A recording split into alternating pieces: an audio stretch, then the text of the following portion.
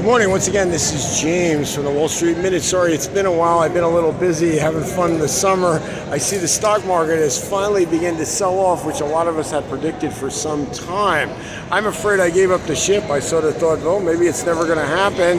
And then, of course, it started to happen. What's the deal? A lot of people are trying to blame the Federal Reserve because the employment numbers were bad.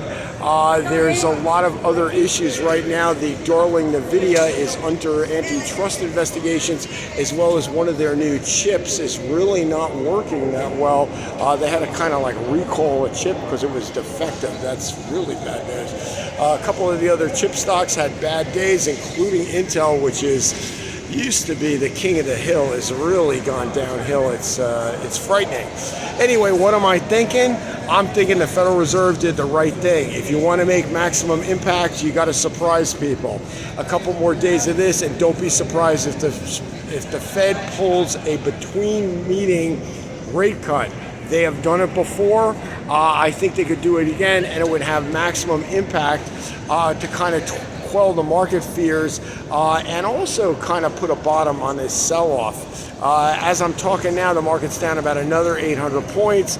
It's pretty brutal, but the market's been up huge, and this is the kind of thing that you have to expect in huge bull rallies, to have periodic corrections that are significant in magnitude, enough to scare a few people.